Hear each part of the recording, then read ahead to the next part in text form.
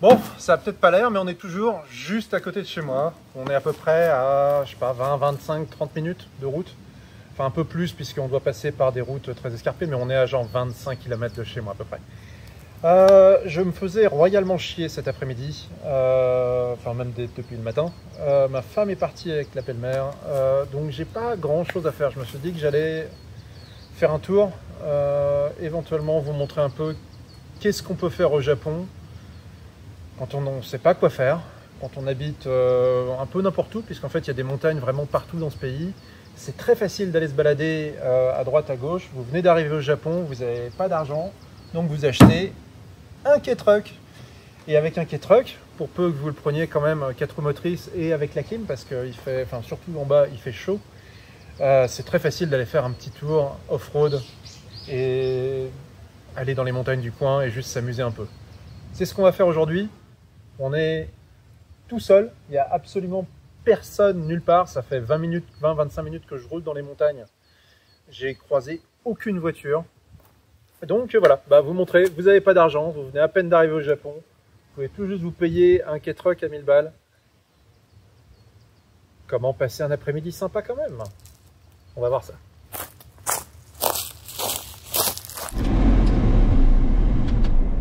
Je vais baisser un petit peu la clim juste pour éviter le bruit en plus. Donc voilà, je ne sais pas où je vais.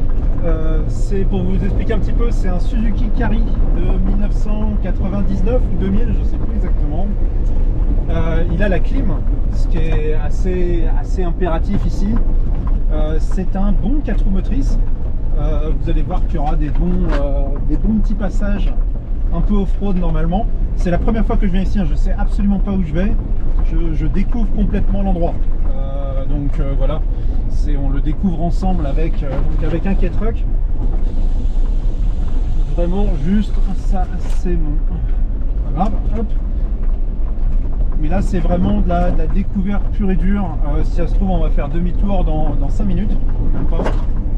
Et pour l'instant on continue. J'ai un pneu de rechange, je sais même pas s'il y a de l'air dedans. Donc on va espérer que je ne fasse pas de crevaison en route. On verra bien. À l'origine je pensais venir avec l'Orange, mais en général l'Orange sur ce genre de route se retrouve toujours à être un peu trop serré, un peu trop court, donc c'est pas toujours un peu trop gros je veux dire, alors que sur des routes qui sont un peu trop serrées et un peu trop étroites, donc pas forcément l'idéal. Donc du coup je me suis dit pourquoi pas vous montrer en fait l'extrême opposé. Quand on n'a pas un rond au Japon et qu'on veut quand même aller se balader en montagne, qu'est-ce qu'on peut faire avec un petit K-Truck comme ça? Hop. Là, je sais pas si vous arrivez à voir, mais c'est quand même assez, enfin faut éviter, faut pas tomber quoi, hein. C'est pas une route forcément très agréable si vous le ratez, ou s'il y a un éboulement de terrain ou quoi que ce soit. Donc n'y allez pas juste après de grosses pluies, des trucs dans le genre. Il devrait y avoir une grosse semaine de pluie la semaine, enfin dès demain en fait. Donc après il faut toujours attendre un petit peu avant de revenir dans des endroits comme ici.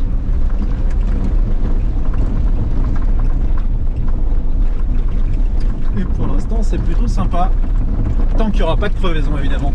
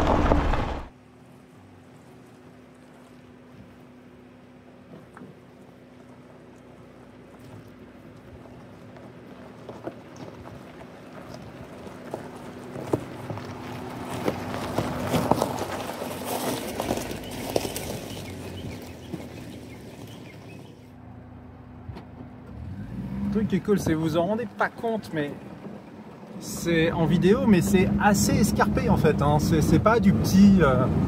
c'est pas un petit tour off-road sur des graviers, quoi. Il y a vraiment des passages qui, avec un petit véhicule comme ça, sans trop de clearance, d'espace en fait, pour vraiment passer des rochers, des trucs dans le genre, sont quand même un peu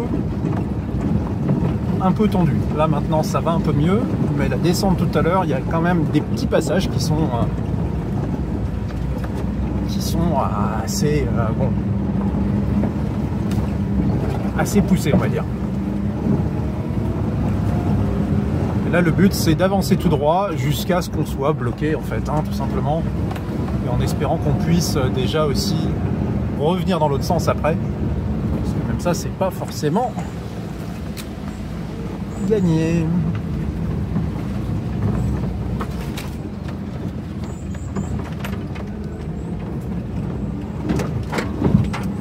Évidemment, si vous la peinture vous y tenez, c'est pas forcément le bon endroit. Pas le bon endroit où aller. Un arbre qui s'est pété la gueule là.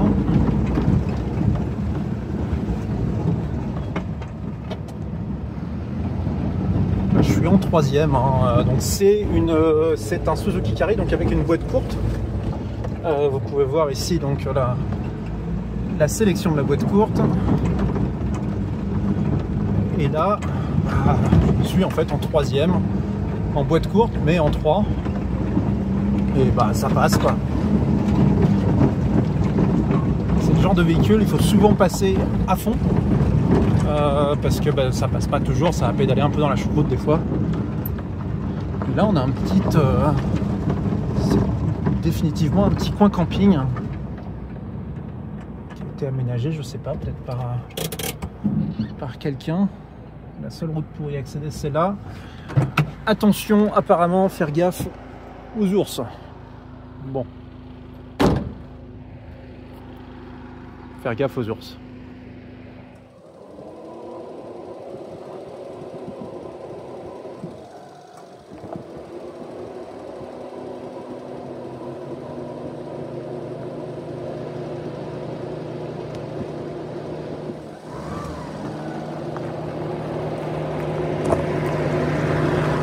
Bon, on est de retour sur une route un peu plus normale, enfin un peu façon de parler quoi, mais c'est au moins là c'est un peu de un peu bitumé. Donc si ça se trouve, j'aurais même pas à faire demi-tour pour revenir d'où je viens, ce qui arrive en général très souvent hein, quand vous faites découvrir des pistes comme ça off-road. On se retrouve tout le temps à devoir faire demi-tour et à devoir repasser par un... Alors on est venu donc toujours faire bien attention en fait à se dire ok là ça passe, là si j'y vais ça passe, mais si je dois revenir, est-ce que je peux le faire? C'est toujours un petit peu ça. Ce chemin, c'est une sorte de chemin forestier, hein, je pense, il n'y a pas vraiment de truc. Globalement plutôt facile d'accès, vraiment niveau débutant. Assez long par contre, je sais pas combien de kilomètres je dois avoir fait là dans les montagnes, mais au moins un bon 7-8 bornes je pense. Hein.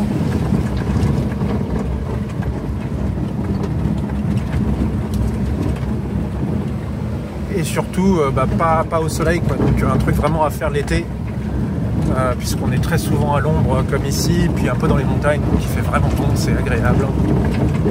Le drone il est toujours là, il doit se faire balader, ouais il est là, c'est bon.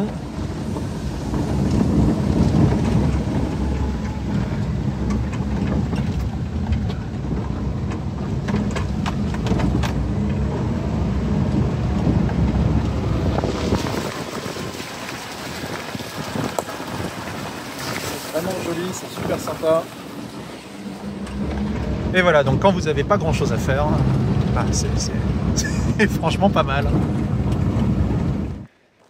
Puis au bout d'un moment, la route redevient un peu plus facile d'accès.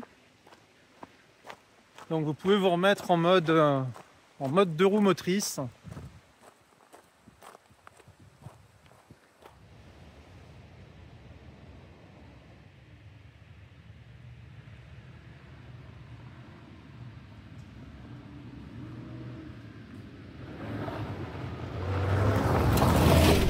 Malheureusement, ce K-Truck là n'a pas d'autobloquant. Ça arrive souvent qu'il y en paraît qu'il l'est. Celui-là, ce n'est pas le cas. On redevient sur du gravier.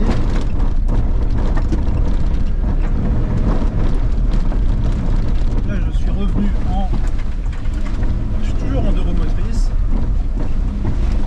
Ça repart un petit peu sur du plus chaotique. Mais bon, 2 roues motrices suffisent quand même. Ah oui, c'est marrant. Ça a sauté. Wow.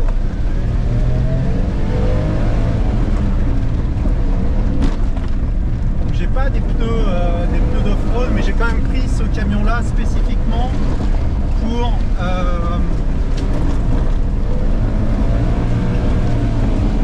parce qu'il y a des pneus neige dessus. Et donc bon, c'est toujours un peu mieux.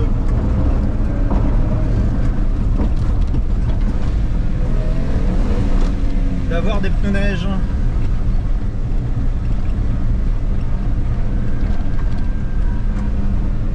Qui sont un peu plus adaptés à tout ce qui est gravier, tout ce qui est truc dans le genre. Donc quand on va en montagne, si vous n'avez pas des pneus vraiment pour du off-road, des pneus neige, ça fait très bien l'affaire.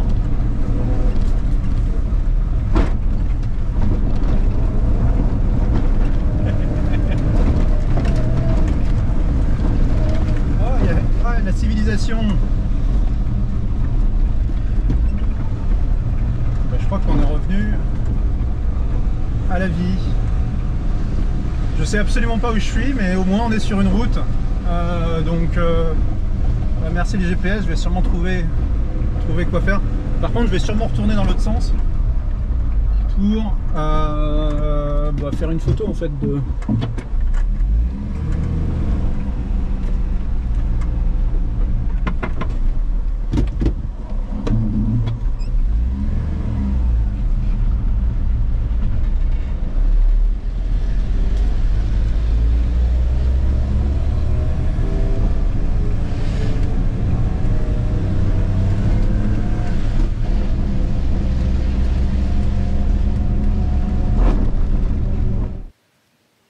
Bon, allez, je me suis fait déranger, j'étais en train de faire la miniature et je me suis fait déranger par un Jimny, un mec qui passait avec un Jimny bien préparé et tout.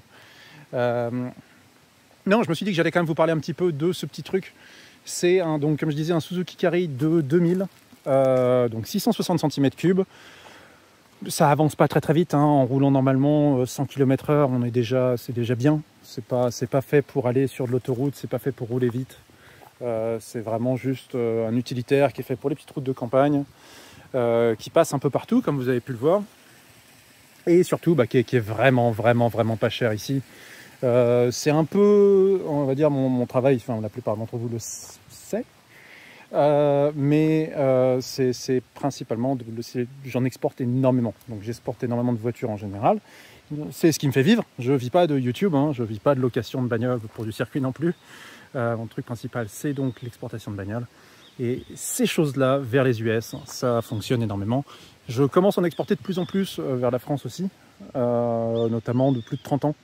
Celui-ci n'a pas plus de 30 ans, celui-là a 25 ans. Mais ceux de plus de 30 ans, donc c'est très facile à importer en France. Ça coûte pas cher, c'est 5,5% de taxes uniquement.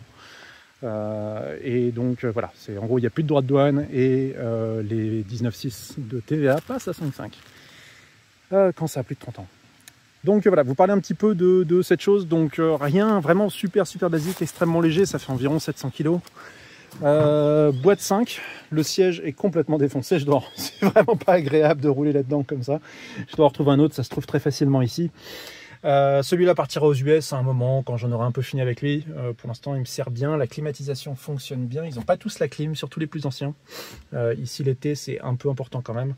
Truc principal, vous l'avez vu ici, c'est donc la sélection 4 roues motrices avec une pardon décidément, avec donc une boîte courte de H, donc c'est 2 roues motrices boîte haute, 4 roues motrices boîte haute et en 4 bas.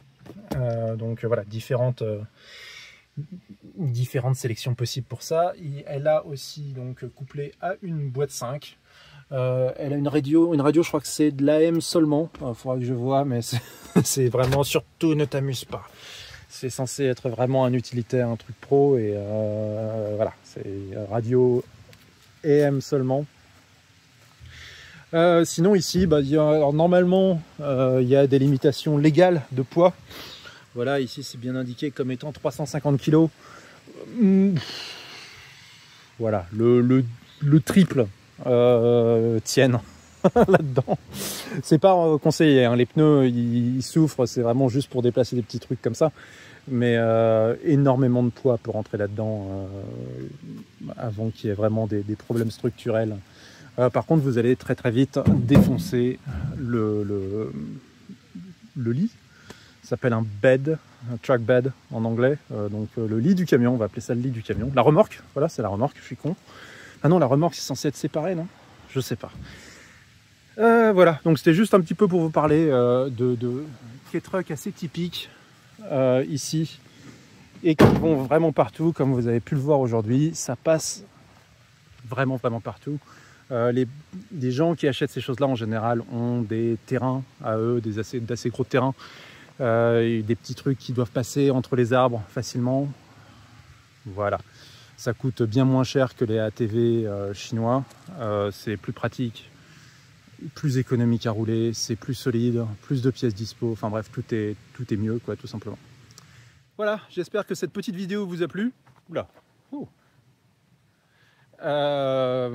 On se dit à la prochaine, je sais pas quand est-ce que j'en ferai une autre, mais bon, un jour sûrement. Normalement, si je repars par là, je finis sur une autre route. On verra, je mettrai le point, éventuellement je referai une autre vidéo, mais dans l'autre sens. Ça sera intéressant aussi. À la prochaine, bye bye.